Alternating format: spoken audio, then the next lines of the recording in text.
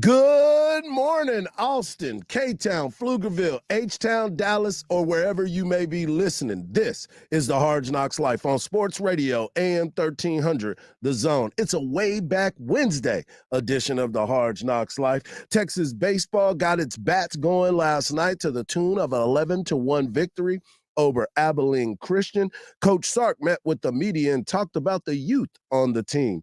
Danny Davis of the Austin American-Statesman joins me at 7:40 so he can talk a little bit about the Texas women's basketball team and how the season ended and moving forward with Texas football. Ticket prices for the women's Final Four are high, and so is the viewership. And, of course, everybody thinks they can pick a quarterback, and no one truly can. But before we get into all of that, I want you to be a part of the show by texting us. You can text the word Texas followed by your message to 81530. Standard data and message rates may apply. I am your boy Hardball Hardge, and I'm glad that you are tuned in to the Hardge Knocks Life this morning. So let's get right into it. Last night, the Texas men's baseball team, a lot of conversation about this baseball team. I was with some people yesterday, and the first thing they came up to me and said was, "Hey man, what's up with our baseball team?" I was like, "What do you mean?" The team that's won 3 series in a row in the Big 12, when everybody thought the world is falling and everything's caving in. You got to play baseball. There's a lot of games that are involved in it, and you continue to look at how this team is constructed. Yes, there's a lot of questions that need to be answered, but some of the things have already been answered, like Jared Thomas being at the top of the lineup coming into the season. We didn't know if Jared was going to play center field or if he was going to play first base because you didn't know what you were going to get from Will Gasparino. He was highly touted. He was a guy that a lot of people have been looking at. He was supposed to be drafted pretty high. I think he outpriced himself in that situation, but he's here at the University of Texas, and he's done an unbelievable job. Then you look at Peyton Powell, Mr. Consistency at third base. He's done a good job, and he's even filled in behind the plate and really did well there. You didn't know what you were going to get from Max Ballou. He's somebody that has you saw the numbers and you saw the ability, but he hadn't been on that stage the entire time. All he's been able to do was be Big 12 Player of the Week twice. Then you look at Jalen Flores, shortstop, up and down year last year. And now he's been able to swing the bat. He had 2 home runs last night, drove in 5 RBI, had 5 runs batted in, and scored 3 himself. And one of them he hit to left field that our man Keith Moreland, lifetime Longhorn, legendary lifetime Longhorn, didn't think was going to get out of the park. And he ended up driving it out of the park. And Jared Thomas hit a home run as well. So you start to see some of these positions that are being filled, and you're like, oh, okay, they're okay. They're going to be fine. But the biggest story has been on the mound. Now, on Tuesdays, Texas goes pretty much Johnny Hole's staff. They want to get as many guys in so they can be ready for the weekend. Obviously, your number 1, 2, and 3 starters are not going to pitch during those things. That's LBJ, Ace Whitehead, and Max Grubbs. Those guys are never going to be seen on those days. But you start to look at some of these other guys that got a chance. Chase Loomis making his first career start at the University of Texas. Went out, went 3 2/3, only gave up 1 run, struck out 3, pitched well, but this was something that he's coming off of an injury, so he's getting the work that he needed.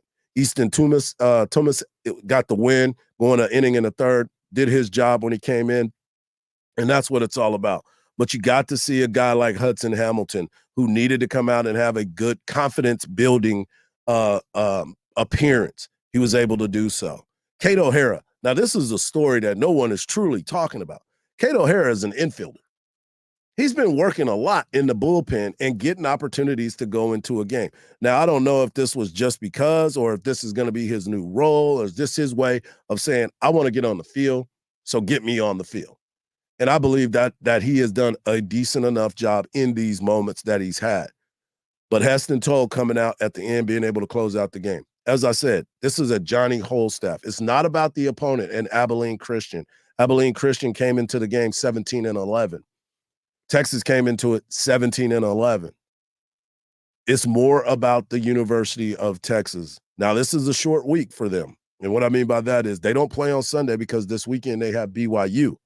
And BYU is a team that is in the Big 12 for the first time. Don't know a lot about them, not a team that you face on a regular. We'll have David Pierce on with us tomorrow at 8:40 to talk about and preview what he sees with BYU. But it's a Big 12 conference matchup, so you have to be on your P's and Q's. The starting rotation may be a little bit different. LeBaron may go back to Friday. I'm not sure. They may move some guys up. Don't know exactly what's going to happen. We'll find out more tomorrow when we talk to David Pierce at 8:40 a.m. As he does every Thursday with us. But it's important to understand that the Texas Longhorns are one game back of first place in the Big 12 Conference. The sky is not falling. And I've told you this. Yes, we can be upset with some of the things that have happened. You can not be pleased when you see bad outings. That's cool. Okay, we get it. We heard Kim Mulkey talk about it. Coaches are prepared for those conversations. But when it's about the kids and how they're performing, then it gets a little bit different. And I know some people believe that now that the kids are getting paid, it's they are on it. They are on it. But I still sit here and I try to figure out what can we do different? What can this team do different? And if they continue to score 11 runs and continue to swing the bat well, I mean, you can't fault that. Now, pitching is always something that Texas had a lot of pride in. Go back I'm on my get off my lawn guy right now. I want those types of pitchers. I want guys that every time they took the ball, you knew that your team had a chance to get a dub. And I believe that's what Texas is looking at as well. When you look at LeBaron Johnson, if he can get it going, rebound from his last outing, and get himself the opportunity that he needs to right the ship. Because let's not forget, he was Big 12 preseason player of the year, or at least pitcher of the year in the Big 12. So he's got to get this thing turned around. And if he gets it rolling, the way Ace Whitehead and Max Grubbs have been able to hold their own on the number 2 and number 3 starters for the University of Texas, there's no telling what could happen as the season goes on. So as I always say, hold judgment. You can be upset. You can be disappointed. And hell, you don't even have to like anybody on that team. But they're still balling. And they're still getting their opportunities to make things happen. So I'm excited to see what's going to happen this week. BYU comes in Thursday, Friday, and Saturday. They do not play baseball on Sunday. So this is back-to-back weeks for the University of Texas to be able to play Thursday, Friday, Saturday matchups. Look forward to it. It's going to be a lot of fun. There's going to be a lot of games to continue in the Big 12. So Texas will have every opportunity to be the team to beat in the Big 12.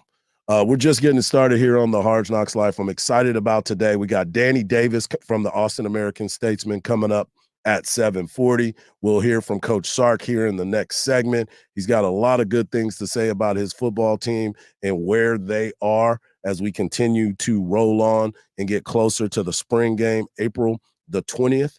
420 right here. We're going to be able to talk to Coach Sark at some point during that game. I hope we will be able to do that. I'm going to reach out to some people at UT to see if we can get a little preview from Coach Sark. We're going to hear a lot from him. We got Danny Davis at 7:40. We're also going to talk about, at the end of the hour, we're going to talk a lot about the women's Final Four and the viewership. That's right. The numbers were crazy. And should we be shocked by that, because the women's game has grown quite a bit. We're just getting started here on the Hard Knocks Life on Sports Radio AM 1300 The Zone. Coming up next, we're going to hear from Coach Sark. Don't go anywhere.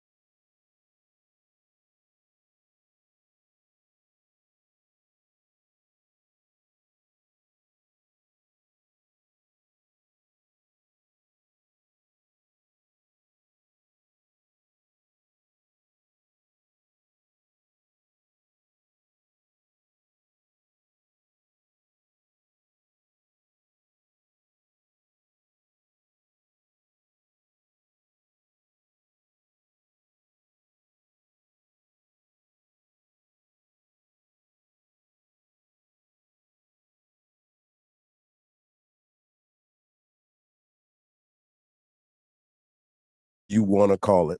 And I posed the question because everybody believes that they have the best answer, as always, that at the quarterback position.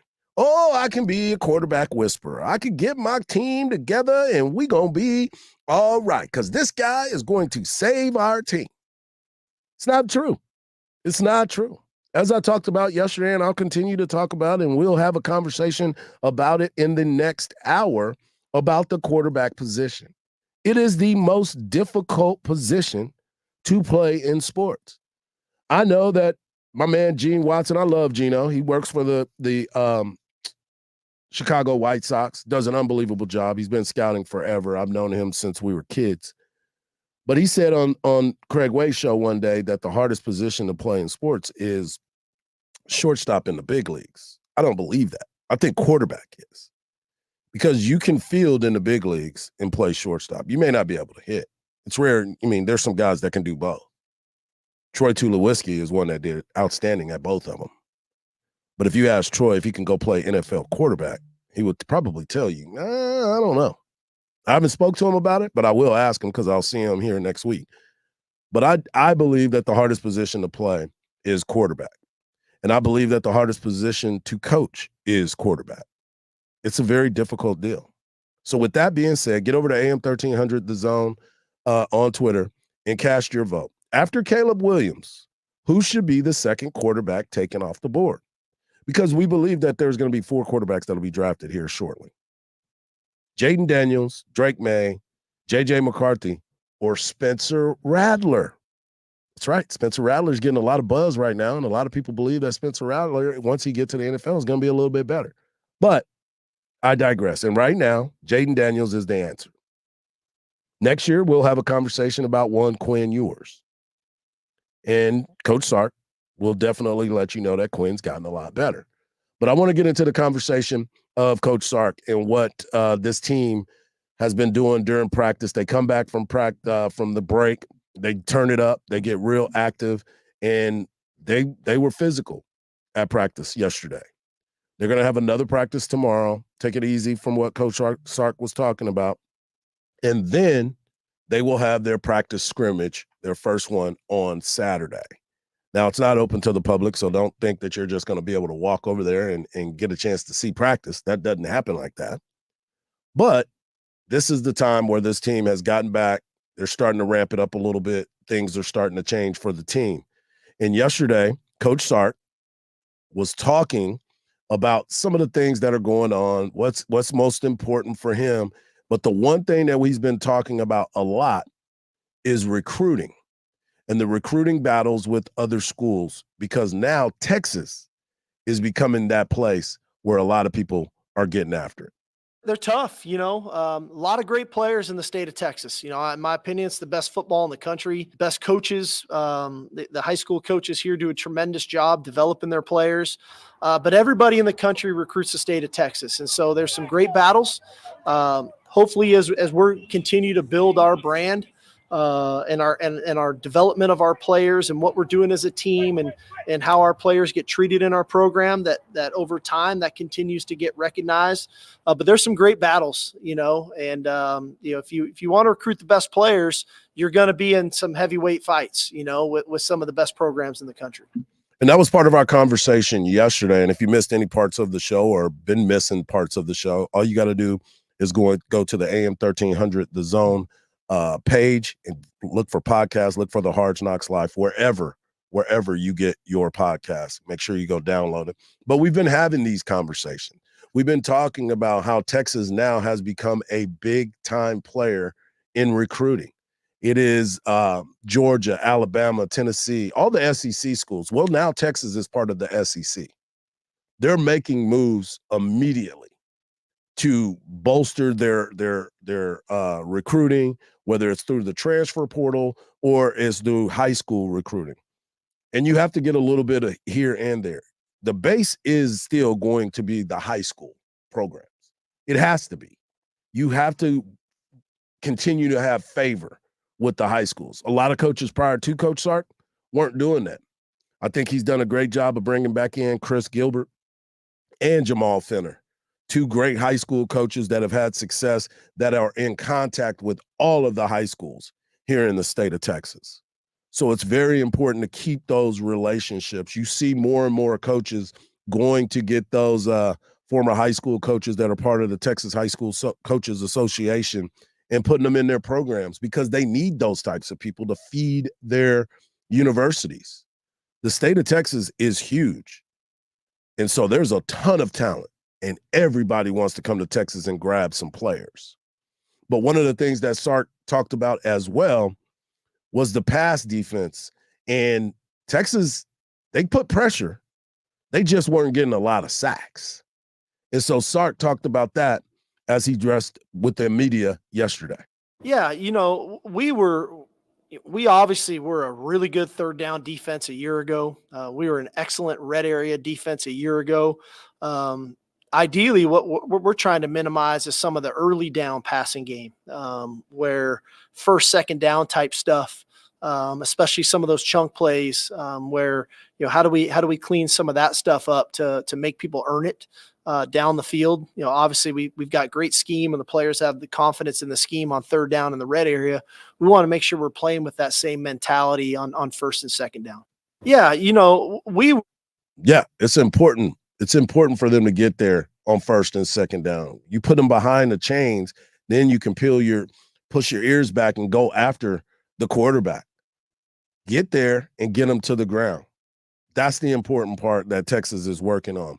We talked to my man Joe Cook yesterday, and the question that we had posed was who was going to be the most impactful transfer to the University of Texas. And we talked about Isaiah Bond. We didn't bring up Matthew Golden. We think he's going to be special. Andrew Makuba on the defensive side in the secondary. Silas Bolden at wide receiver. But the name that was brought up by Joe Cook of Inside Texas, he was talking about Trey Moore. And Trey Moore is somebody that is a veteran. He's got those leadership skills. But most importantly, he understands how to get to the quarterback. Now, he was in the AAC with UTSA, but if you know Coach Traylor and you know the type of coach that he is and the types of players that he can go out and get, that's the important part for me. When you start to look at the University of Texas and how they are building this defense, they're SEC ready. And I keep going back to this conversation that Coach Sark had with Ryan Clark of the Pivot when he was here. He said his brother-in-law asked him, what do you think of your team? He said, it's starting to walk, talk, and act like my team. And he's building it in his vision. And that is the cool thing about all of this. Because if Coach Sark can build the team that can compete for the playoffs and a national championship, we know it's definitely going to have to be up front. And that's why he loves big humans. But he has to get guys on the edge that can get to the quarterback. Now, Barron Sorrell is somebody that a few years ago, he really popped. He was good last year, but he wasn't the Barron Sorrell that we saw 2 years ago. And I know that he's taken that upon himself as a challenge to be that guy that can come off the edge and get to the quarterback. I believe he's that talented. I believe he's going to be another guy that is going to be at the combine, and people are going to be wowed by the way that he can throw the weights and the way he can move. I think it's going to be impressive. I think Texas has a chance to send, I'm not going to say 11 because it was the first time in the history of Texas athletics that they sent that many guys to a combine, and there's a ton of talent that come to the University of Texas. But there are going to be some names that are going to be invited to this combine that you're going to be like, oh, wow. And then you're going to be shocked when you see the numbers that they are able to put up. So don't get it twisted. Coach Sark talking about getting pressure to the quarterback, that's important. Getting them on the ground, even more important. And if they can get that figured out with the offensive firepower that they are going to have, it is going to be hell for other teams when they get ready to play the University of Texas. Because the talent is undeniable. We've seen it. We've seen it for multiple years now. We've seen it from 5-7. We've seen it to get to 8-5. And then we saw 12-2.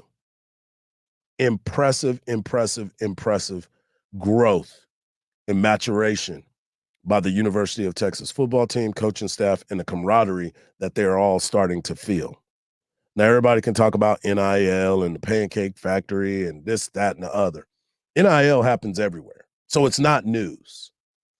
Yes, Texas has lost on guys through NIL. They've won on guys through NIL. But NIL is just part of the situation. The big thing is, what are you doing once you get on the field? There's guys making money everywhere. But are they performing at an elite level? Are they getting developed the way that we thought they should? I'm not sure about that. I'm definitely not sure about that. But the story used to be that Texas was not developing people and players. They've been able to do so now. And it's been quite impressive when you sit back and you truly think about it. The running joke used to be, nah, they're not that good. They're not that impressive. They're not bringing that many people to the party. They're bringing a ton of people to the party. And they're kicking in the doors now. They're not tapping softly on those doors. Although recruiting has ratcheted up, it's been a little bit different now. But they've been handling it, they've been embracing it, and they've been getting after it. So to me, what we've seen from Texas and what the ability of them to be able to recruit the types of players that you need heading into this SEC, which now, a couple years ago, everybody was laughing.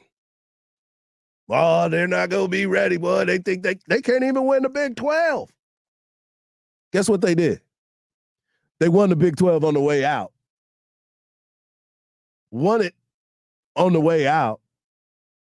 And now that story can't be the same. Now it's, oh, they're getting a lot of national attention. Oh, a lot of people are talking about the University of Texas, and is this a real deal football team? The answer is yes, folks. And we're led by a coach that told us all he's obsessed with this journey. And I know a lot of you have been obsessed with certain things in your life. And you sit there and you believe, I can go get anything. I can go do whatever I want because my mind will allow me to do it.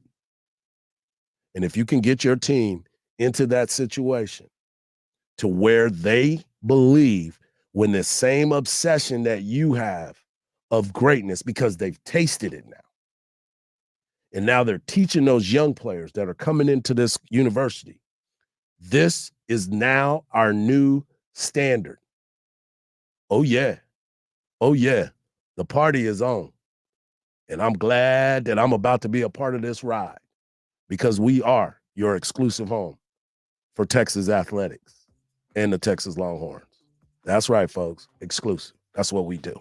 Coming up next, we got to talk to Mr. Exclusive. That's right. My man, Danny Davis of the Austin American-Statesman comes up next. He's going to talk about the women's basketball tournament and how he had his trip with this team and what is his biggest takeaway from Coach Sark yesterday. Right here on the Hardge Knocks Life on Sports Radio, AM 1300, The Zone.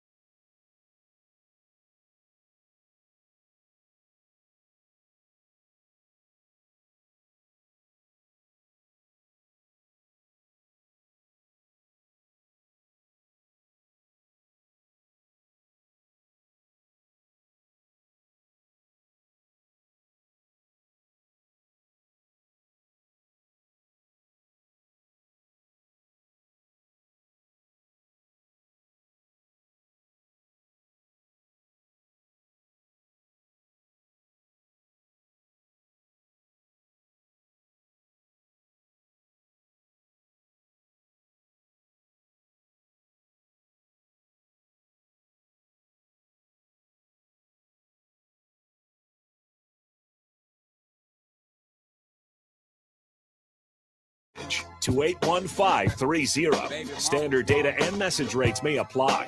Now back to the Hardge Knocks Live on Sports Radio AM 1300, The Zone.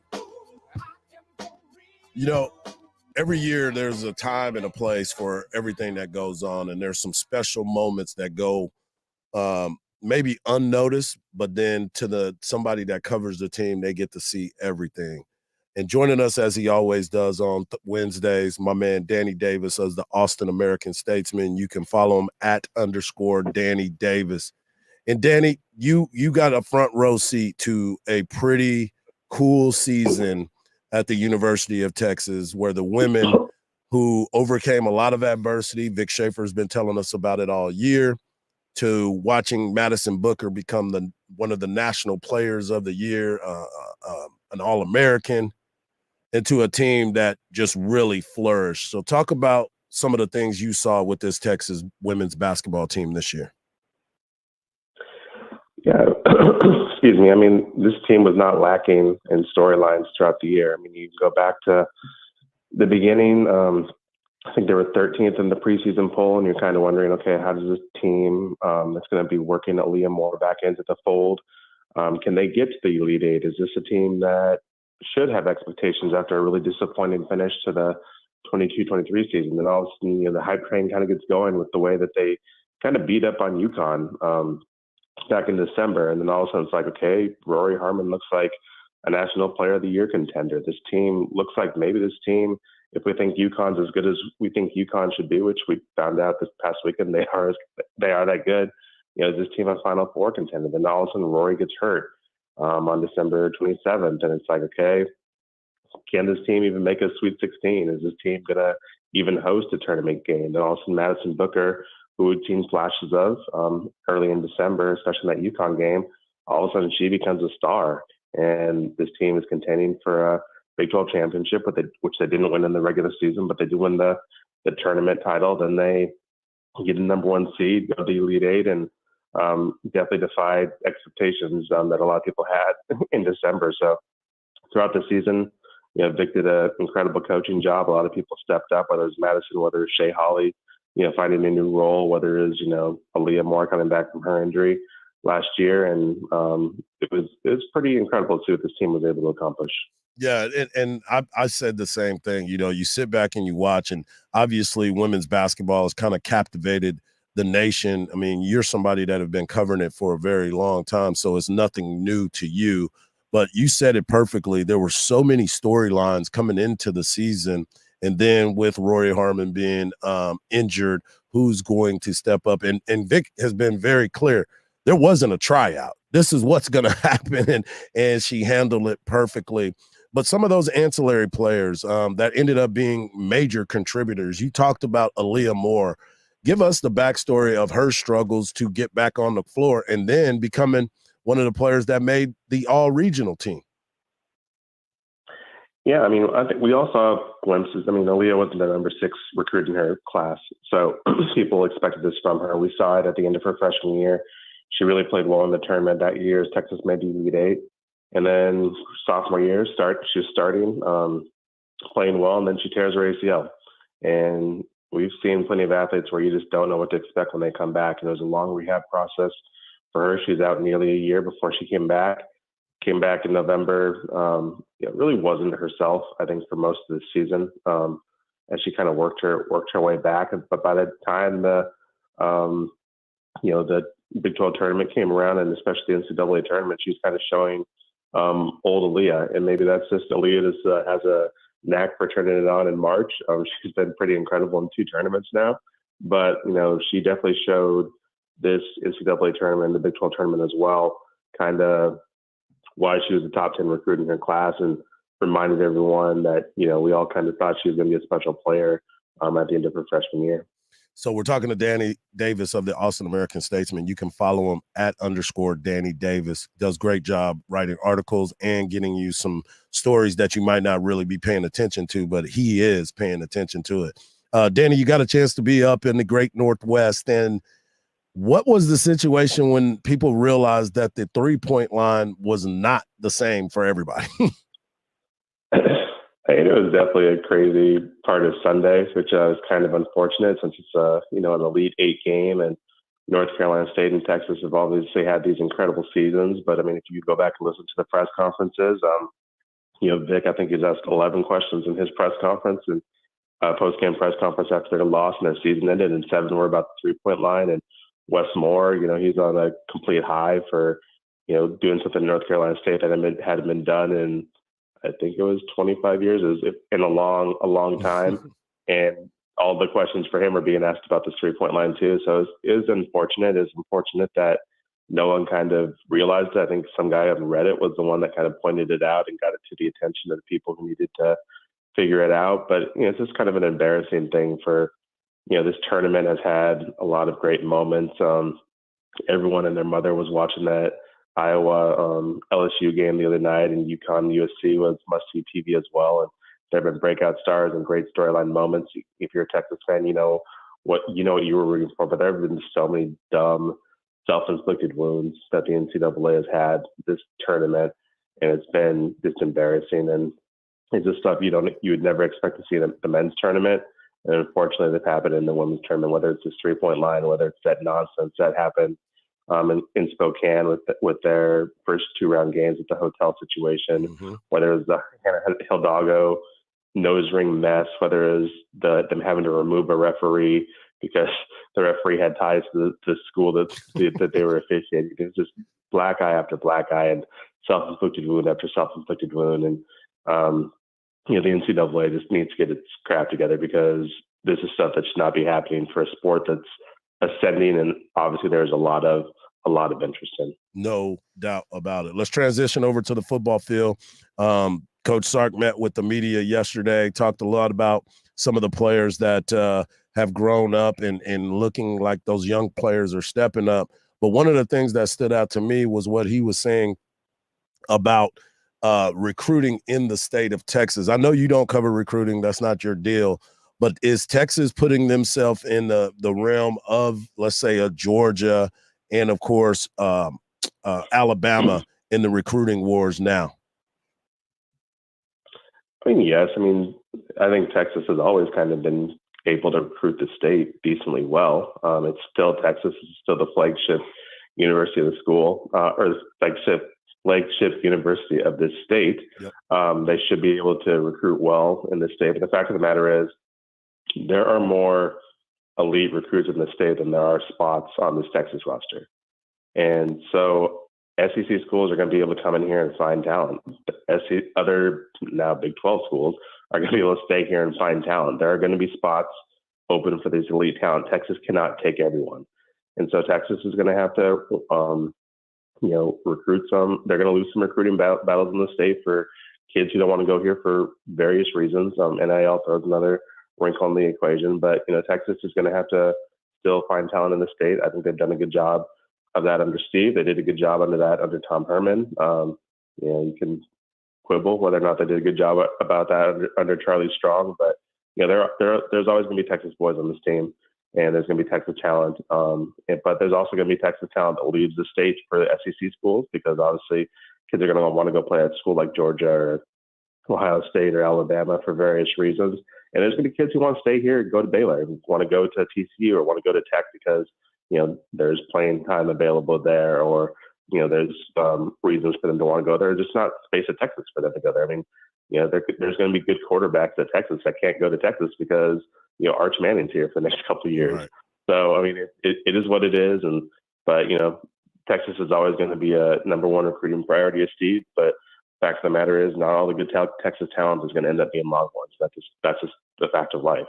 There he is, my man, Danny Davis, doing great work. Make sure you get over to follow him on Twitter @_Danny Davis. As always, Danny, I appreciate you, brother, and I'll talk to you next week. See you, Hardge. All right, there he is, Danny Davis. Coming up next, we're going to talk about the women's game and how these numbers are starting to really inflate. And I'm excited about it right here on the Hard Knocks Life on Sports Radio, AM 1300, The Zone.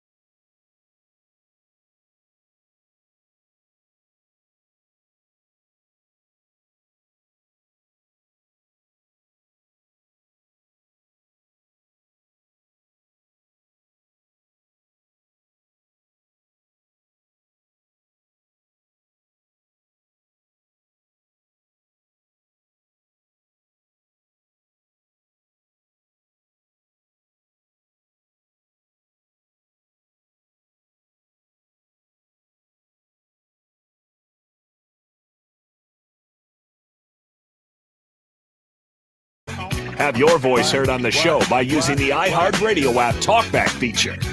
Now here's Mike Hardball Hardge. Thanks to my man Danny Davis of the Austin American Statesman, making sure that he came on with us talking about the trip out to Portland, Oregon, where the Texas women season came up short, but they had a great run. And one of the things that we were talking about is how the women's game has grown so much. And if you think about where 2021 was and how the game, they had to basically fight the NCAA to make sure that they had the same equipment to do weights as opposed to the men. That was in 2021. And now here in 2024, the game has gone to an all-time high. The game between LSU and Iowa in the Elite Eight game had a views of 12.3 million viewers. That is up from 11.8 when Cheryl Miller in 1983 won her first title. Cheryl Miller, 1983, 11.8 million people viewed the game. For the title game, this was an Elite Eight game that 12.3 million people watched, and it's not even close when you start to think about it. And then you look at the ticket prices for men and women. That has gone through the roof as well. The matchup that is coming up in the Elite Eight, the Final Four, the minimal ticket for the men's matchup, Final Four, is $571. The women's, $970. The women have come up and made this game so exciting. And I know a lot of people that love to watch it. I have been watching it, and I've been paying so much attention to it that it is fascinating to watch these women play at the level that they have been able to. It's been fun. It's been refreshing. And someone who has a daughter, someone whose wife was a professional athlete, I appreciate the fact that they are getting the love that they deserve because they work just as hard as everybody else, and they are now getting that national attention. And as we talked about, 12.3 million viewers. Just to put it in perspective, it's more viewers than the NBA Finals of last year, the World Series, the Orange Bowl, the Big Ten Championship, the Cotton Bowl, the Pac-12 Championship, the Peach Bowl, Thursday Night Football, every 2023 college football regular season game except for the Ohio State and Michigan game. Those are they have more viewers than all of those events. Think about that. They are building, they are growing, and this is something that we need to start paying attention to all the time. It has been exciting to watch these people, how they have been able to expand this game. It's been a good deal. Speaking of expanding the game, hour number 1 is in the books. Hour number 2, we're going to talk about Wemby. That's right, folks. The NBA is getting turned up, and Wemby did another great thing last night. And the Joker didn't like it. He didn't like it at all. Hour number 2 of the Hard Knocks Life starts here in just a minute, so don't go anywhere.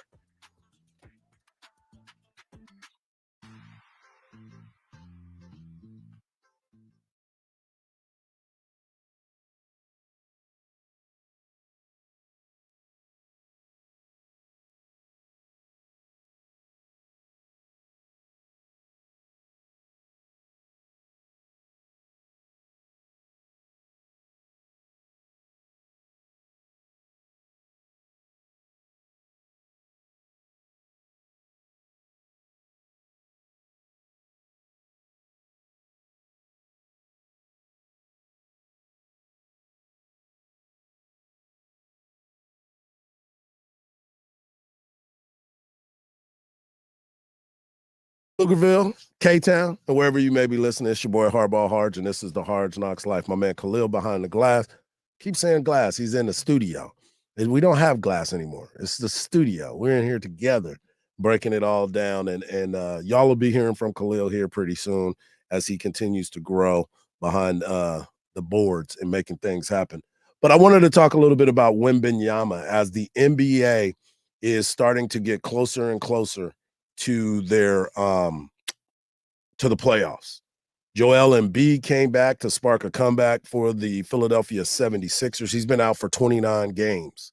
Last night, the Denver Nuggets defeated the San Antonio Spurs 110-105, and it has been a tough go when you start to think about how all of this has played out for the Spurs. We thought getting Wembanyama was going to be a great thing. We thought that, okay, now it is time for them to make that move and now get back into the playoffs. Because remember, for a long time, the playoffs didn't happen if the Spurs weren't in it.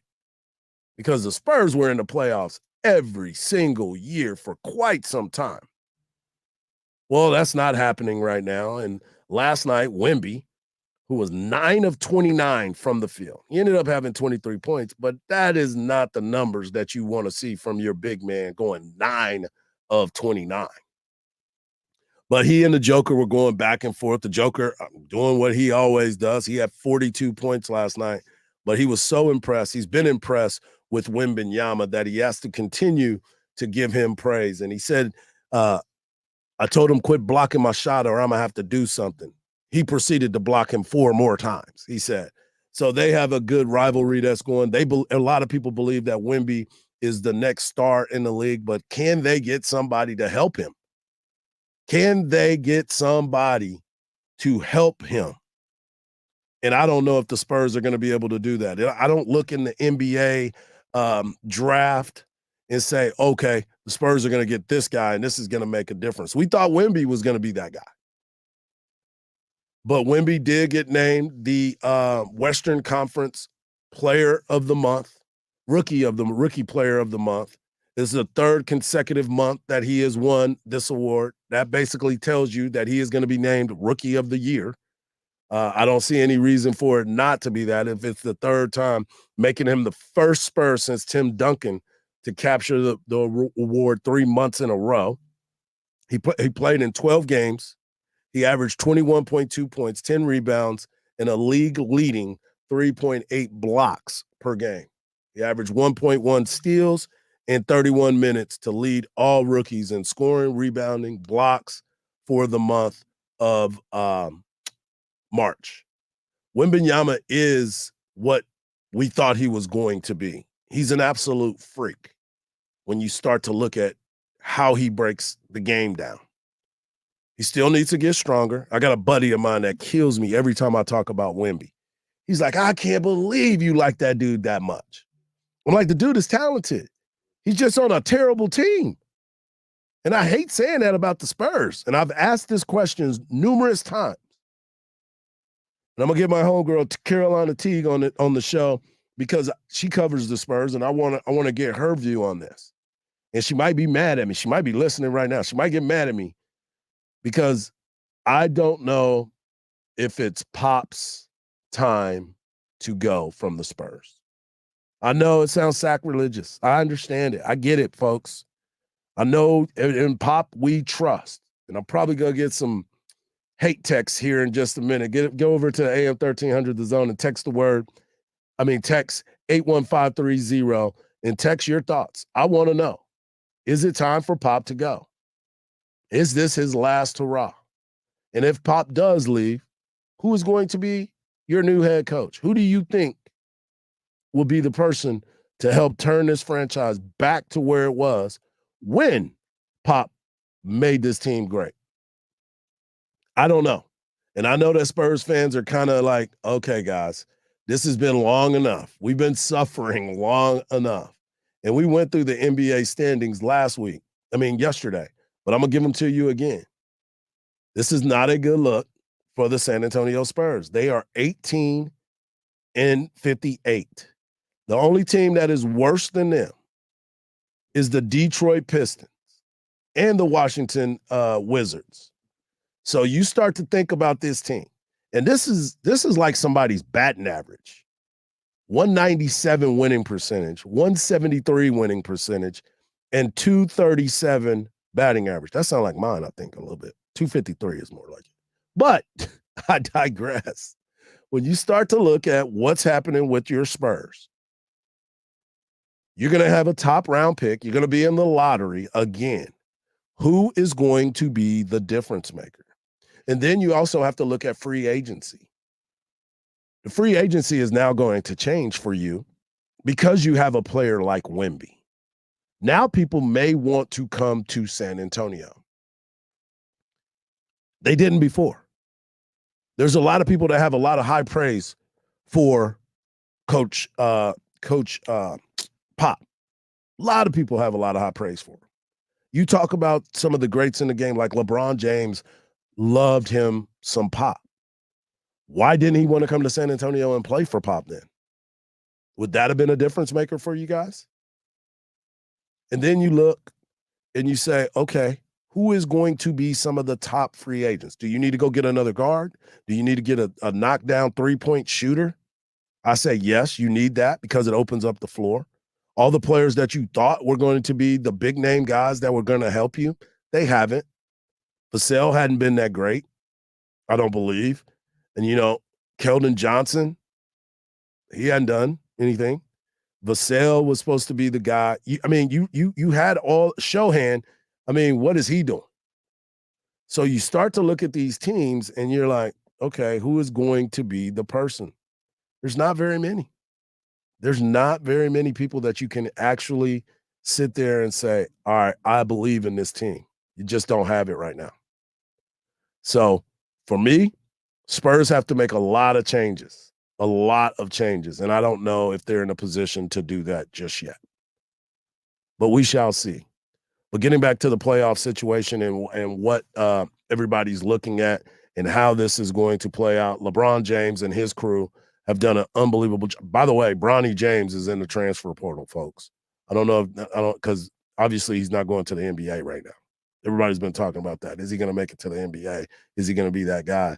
And I don't believe that that's going to happen right now. He's going to end up going back to college, but we don't know where just yet. The play-in games start April the 16th through the 19th. And right now it looks like the Lakers and the Warriors are going to play each other in the first round of the play-in games, along with the Kings and the Suns. They will end up playing each other in the play-in games. And then you look in the East, the Bulls and the Hawks, and the Heat and the 76ers. The Heat are bothering me. And the reason why I say the Heat are bothering me is because the Heat is somebody that I believed in, and I tried to put them in my little pool as a team that will finally get over the hump. And I blame you, JT. I blame you, James. You're the one who tried to get me to believe into the hype of your Miami Heat squad. And here I am putting money on them. And now it looks like I'm going to be broke because of that. Another team that I'm looking to see is the LA Clippers. Is James Harden going to help and finally get this team or finally win a championship? But right now they're sitting at the number 4 slot, and they're going to play Luka Doncic and the Mavericks. That is going to be something to pay attention to. We are coming down to the end of the regular season, and the playoff brackets are getting set up nicely. But is your team going to be one? Because we know that the Spurs are not going to be in the playoffs. That's been happening for a long time.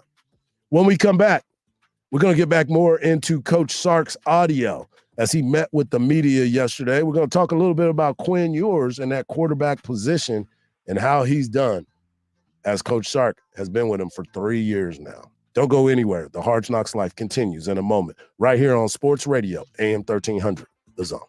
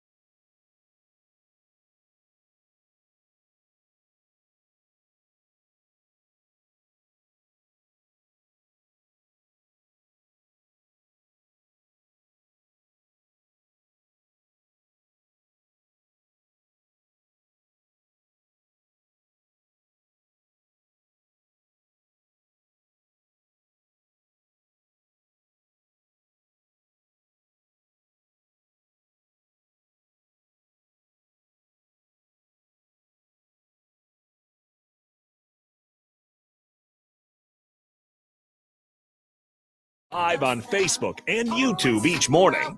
Now here's Mike Hardball Hardge. I don't want you to miss your opportunity of going to see the 2024 iHeart Country Festival presented by Capital One at the Moody Center on May the 4th. Jason Aldean, Jelly Roll, Old Dominion, Lady A, Riley Green, Ashley McBride, and so many more will be performing at the iHeart Country Festival presented by Capital One. Make sure you get over to Ticketmaster.com to get your tickets. There's only a select few that are remaining, so make sure you are in attendance to the iHeart Country Festival at the Moody Center on May the 4th.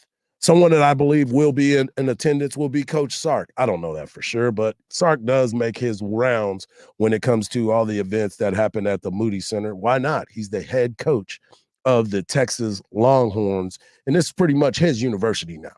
Now, there's a lot to be desired when you start to think about this Texas football team in the fact that they have an opportunity to become a juggernaut heading into the SEC. We talked to Danny Davis at 740, and he was talking about Sark and recruiting and how things have kind of evolved and how they're going to be in the mix with a lot of players. They've always been in the mix, but now you're getting a different type of player to commit to the University of Texas. And one of those players that decided to commit to the University of Texas is one quarterback, Quinn Ewers. Now, we know the story of Quinn, and we've had these conversations before. He went to Ohio State in the very beginning, left high school early.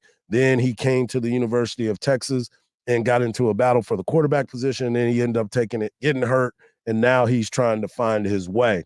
But he and Coach Sark are been together for 3 years now. This will be their third season together. And with that comes a lot of pressure and hard coaching and being able to understand what one another are capable of doing.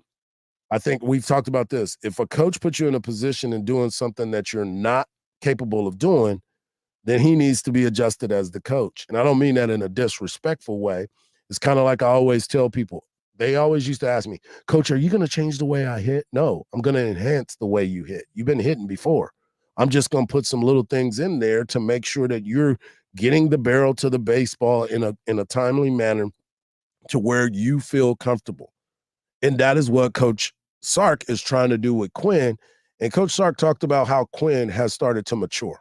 I think Quinn's really enjoying his time right now, and that's how you should be in year 3. He really enjoys his teammates. I think he really enjoys the challenge of getting that rapport with the receivers. I think he's got great rapport with this offensive lineman and those runners. But now what's that rapport like with those wideouts, with the new tight end, working with Gunner and Amari and that group? So I think he's enjoying it. The fun part for me is I get to keep coaching him hard, and I get to keep coaching him hard on stuff that maybe I wasn't as hard on him with in the past.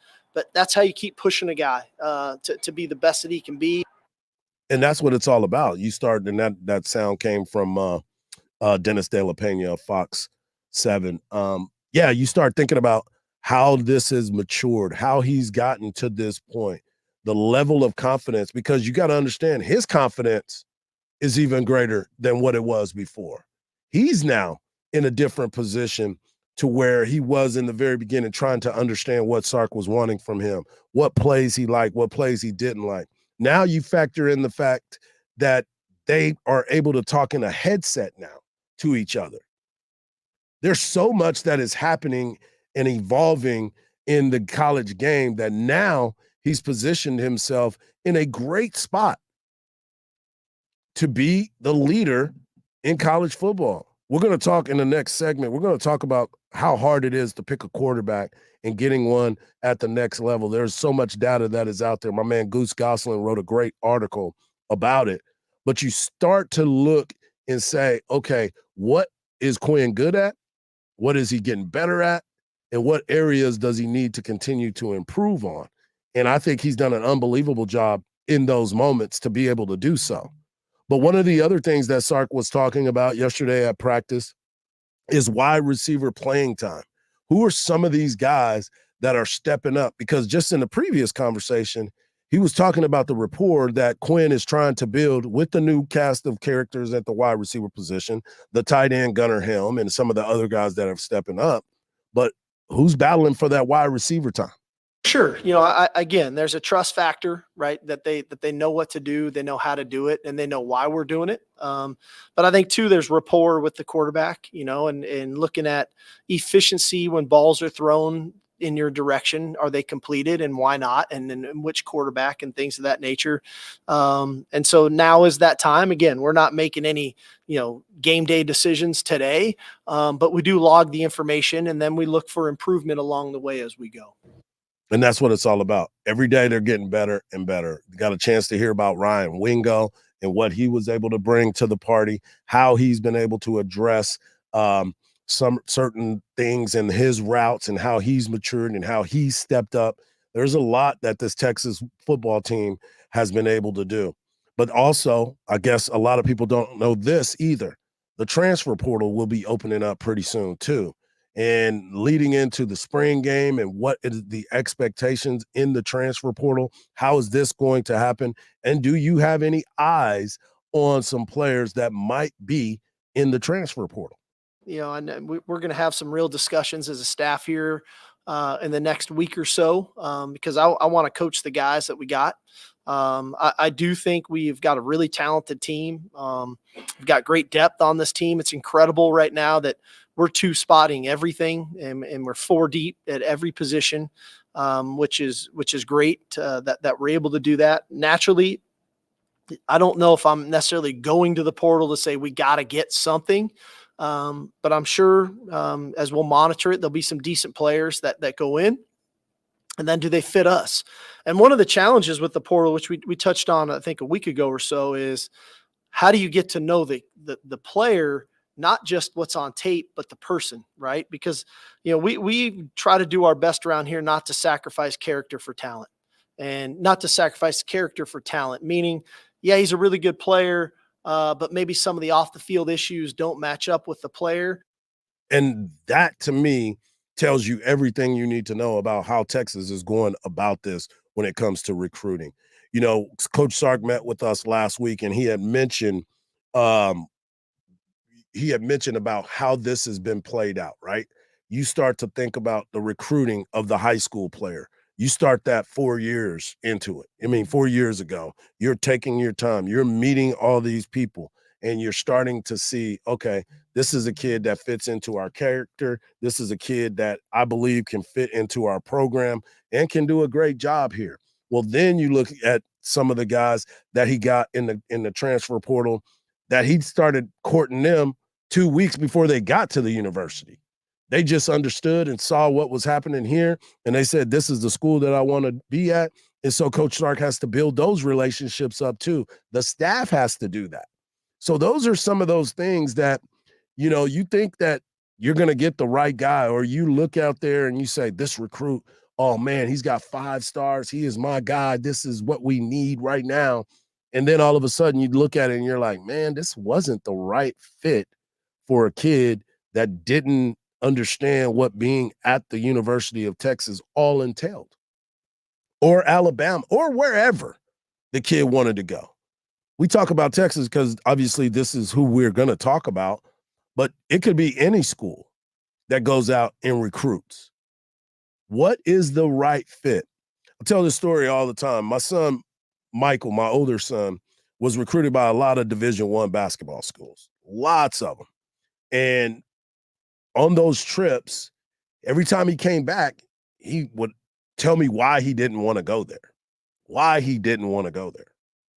And I'm like, this school has this, and this is going to be an opportunity. This is their programs that they have that you're going to get in, and you can get into coaching afterwards, and this is all a step. He was like, yeah, but I just don't feel good about this university. I was like, okay. And again, you got to understand, as a parent, everybody's thought is D1, D1, D1. Oh, he's a D1 athlete, no doubt. But it has to be the right fit for you. So eventually he went to a different school, Tarleton State University. He went to the school, came back, was so excited about it. And I'm like, wow, what's different about it? He said, man, that feels more like me. And I was like, but it's Tarleton. And he was like, yeah, but I like that school. And I said, okay. and we fell in love with the school. He became one of their best players in the school's history.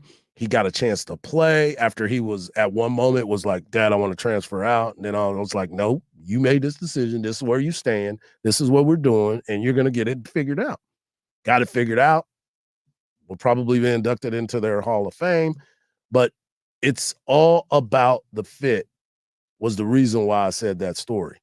Because that is why Coach Sark and his staff have run this down and talked about it and found a way to make it all work. That's the important part about it, finding the fit. I think that's fair. Trey has really been really impressive this spring, and I think that started for him the second half of last season. You know, his role on special teams really grew and improved, and he made plays, and he had a couple really big tackles as the year went on for us on teams. I think he got some confidence. The one thing about Trey, he is right there at the top of hardest workers on our team. I mean, that guy goes for it every day, every rep. And it's paying dividends for him. And he's been a really good runner. He's catching the ball out of the backfield. He's been great on teams. I think his understanding schematically of what we're doing is growing. And so I do foresee him having a role with us in the fall. And that's what it's all about, finding that fit. And Trey Wisner has now found that fit in this Texas program. He did a great job on special teams. And I know a lot of people looking at the running back position was wondering what he was going to do. Is he going to stay here? Because he's a talented guy. But you look at Jaden Blue, you look at what Said Baxter has been able to do. You're bringing in different running backs to fill that void. But now Trey has an opportunity because of what he created for himself. It's all about the fit and get in where you fit in. And that's what it seems that Texas has been able to do with all of these players. It's going to be a fun spring game. We're only a few days away from it. April the 20th, the Texas Longhorns spring game at DKR Memorial Stadium. And I just can't wait to see this team because now the expectations are now through the roof. And I talked about it in the last hour. You start to look at this team and you look at the head coach and the obsession in which he is developing these guys. You look at Torrey Becton and how he's changed the way that this team works out, the way that they eat with a nutritionist, the way that they are creating football players and speed. It's important. It's important that these guys buy in to the messaging. When Coach Sark says that he is obsessed with something, you have to believe him because he is now giving you all of that. And so I'm really excited for this football team and what the expectations are as we move forward with this team.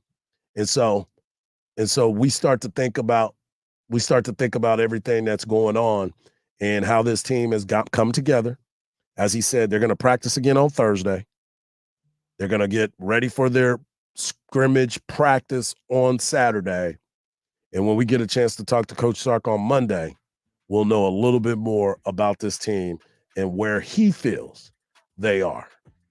The defense has done some good things. The offense have done some good things. The running game is coming together. The one area that we haven't really talked about is special teams. And we find out that on Saturday as they start to scrimmage. When we come back, we're going to talk about the quarterback position and how often do you get it wrong? That's right, folks. Don't go anywhere. Right here on the Hard Knocks Life on Sports Radio, AM 1300, The Zone.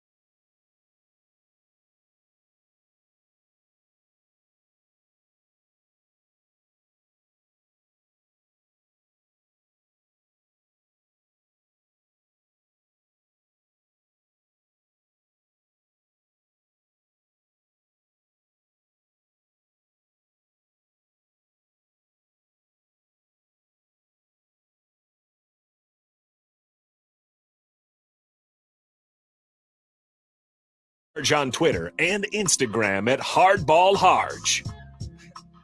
Welcome back to the Hardge Knocks Life. And, the hardest position, as we talked about before, is the quarterback position. The hardest position to evaluate is the quarterback position as well. Because everybody believes that the hottest quarterback on the board is the one that's going to take us to the promised land. What everybody truly needs to take a step back from is what is around him to make him that great. Some quarterbacks are just that good, i.e. Patrick Mahomes, i.e. Tom Brady. You start looking at those guys. You didn't say anything about Peyton Manning, because if you go back and you look at Peyton Manning's career, he's got some Hall of Fame talent around him. There's not very many Hall of Famers that you would actually look at when you look at what Patrick Mahomes has around him at this particular time.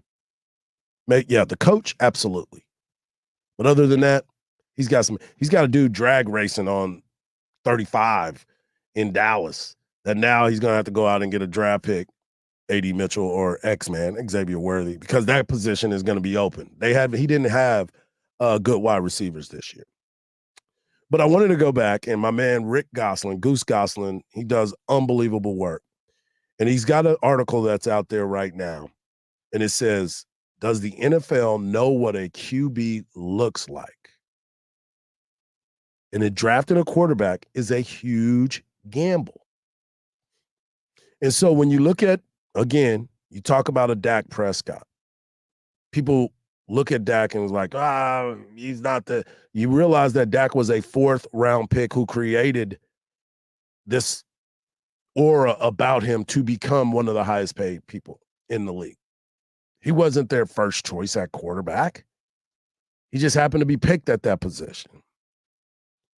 Kirk Cousins, who's made a ton of money, was the 2nd quarterback drafted in the draft where by the Washington, I think they were the Redskins at that time. In the same draft that they drafted RG3, the Heisman Trophy winning quarterback, to play quarterback. They were drafted in the same draft. And he goes on to talk about this year's quarterback-hungry football teams that are looking at Caleb Williams, Drake May, Jaden Daniels, J.J. McCarthy, Michael Penix, and Bo Nix. Other guys, go over to AM 1300 The Zone and vote on our Twitter page and vote on who you would think would be the 2nd quarterback drafted. You can add one of those guys if you wanted to. But Caleb Williams is the foreseeable number 1 overall draft pick. Okay, cool. But what's going to happen after that? You think about Jamarcus Russell, Tim Couch, Zach Wilson, Ryan Leaf, Rick Meyer, Trey Lance, Sam Darnold, Blake Bortles, Joey Harrington, Achilles Smith, and Heath Shuler. Then you add in Andre Ware, Jake Locker, David Klingler, Josh Rosen, and Blaine Gabbert and Matthew Leinart. Matt Leinart was a Heisman Trophy winning quarterback.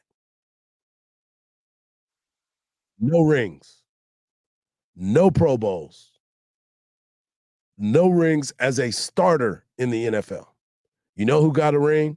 Blaine Gabbert. You know why? Because he was the backup quarterback last season for the Kansas City Chiefs. He lost 35 of his 49 career starts, and he's been in the league for 12 years. So when you're picking the quarterback position, and I saw this stat just a little while ago, so I'll bring it up to you. I'm going to see if I have it on my computer. But anyway, you start to look around the NFL and the position of the quarterback. The reason why you can have a number 1 overall pick is because your team sucked. That's how you got there. You had to be very bad over those times. So I just saw this stat, came up just a little while ago. Since 1990, 59 quarterbacks has been selected in the top 10. Only 4 of them have been a first-team All-Pro. And I'm sure you can guess who they are. Patrick Mahomes, Peyton Manning, Matt Ryan, and Cameron Jarrell Newton are 4 of the 59 quarterbacks that were drafted in the top 10 over the last 34 years have ended up becoming first-team All-Pro. There's no exact science when you're picking your quarterback. There's nothing that tells you in the history of the game that you have the right pick because you're taking a guy that have played 0 games in the NFL against the talent and the speed and the grown men that have been doing it for quite some time. So as a Dallas Cowboy fan and somebody who formerly played the position of quarterback, you start to truly believe that the opportunities to find the right one is like a needle in a haystack. Yes, they put up great numbers. Yes, they have been able to dominate in college football. But it's rare, as you can see, that you can elevate your game to the point that you can become an all-pro. 4 of the last 59 quarterbacks that were drafted in the top 10 have been able to be an all-pro. And we talked about this. It was me and Khalil talking about it off air. But we were talking about the fact that when you look at the quarterback position and you look at the teams that have the quarterbacks and the teams that have won championships over the past, we'll go 10 years, it's been the same 2 quarterbacks, really. Patrick Mahomes and Tom Brady. And then you sprinkle in one quarterback, Matthew Stafford, there just a little bit. Joe Burrow has gotten his team to the Super Bowl, but Joe Burrow has been oft injured. You start looking around and you realize, man, it is tougher than I thought. So when you want to get rid of a quarterback, Denver, do you think you're going to draft a guy that is going to elevate you?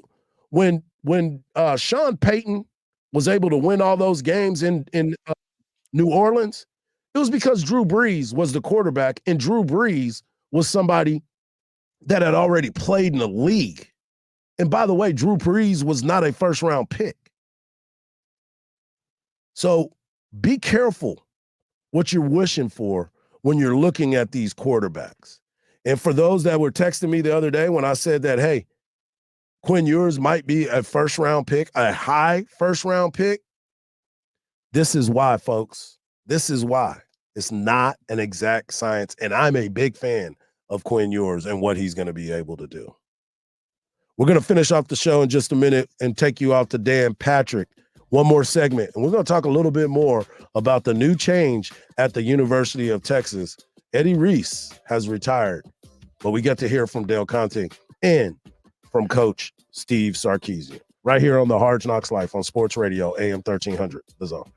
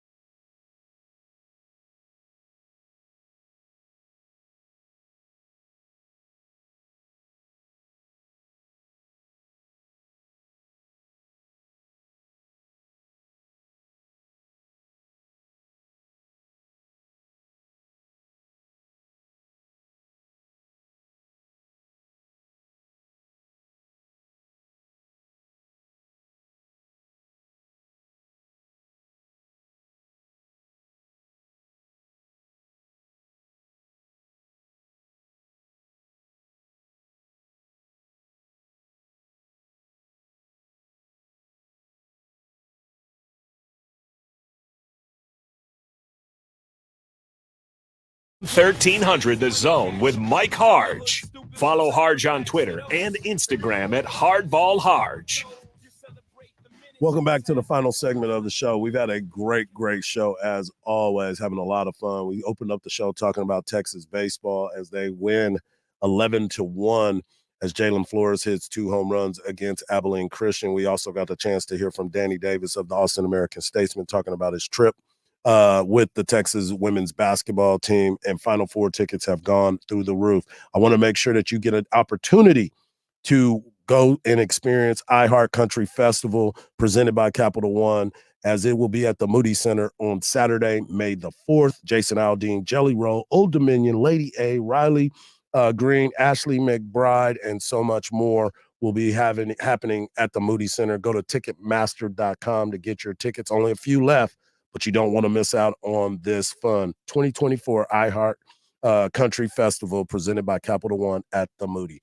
I wanted you to hear from Coach Sark as he talked about bringing and attracting quality people to the University of Texas. Yeah, I just thought one thing for me, which is this is like just a classic example of the University of Texas. You talk about attracting the best of the best. I think about Bob Bowman and the fact this guy just won a national championship. He's a national coach of the year. He's coaching Michael Phelps. And now he's our new swimming and diving coach. Like that's what this place is all about, man. So fired up to be here for him and his introductory press conference. So I'll hand it off to CDC. Appreciate y'all. Hook 'em. Sit. And then CDC addressed it because he got a chance to talk to a former head coach at the University of Texas, talking about Eddie Reese in 46 years at the University of Texas. And how do you replace that? I'm walking down the aisle at men's basketball. And we had just lost to Tennessee. And I decided to go. I was sitting there with Lovo. Like, I'm going to go to the end of the bench and just watch our team to go shake hands. And here comes Rick Barnes. He walks right up to me, puts his hand on my face. He goes, didn't say anything about the game. He goes, how are you going to replace Eddie? Good luck. I mean, you just won the game. What was that about? That's what it's all about right there. The excitement of replacing a legend, but you bring in somebody who literally just won a national championship at his school, defeating Eddie Reese in the University of Texas. And now he decides, hey, you know what? Austin's not a bad place to be. Well, when you start to win, everybody wants to be there. We were talking the other day about attendance going up, and I'll talk about it tomorrow as well.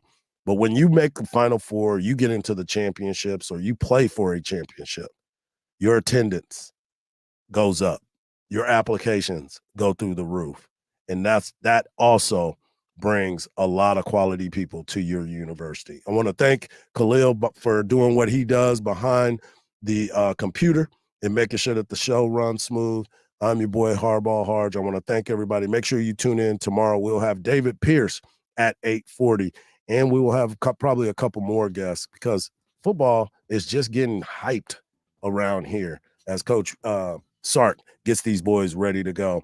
I'm your boy, Hardball Hardge, and I want to thank you for tuning in. Tell 5 friends to tell 5 friends, and we can all be friends. And just remember this. Don't believe everything you see, because even salt looks like sugar. Peace.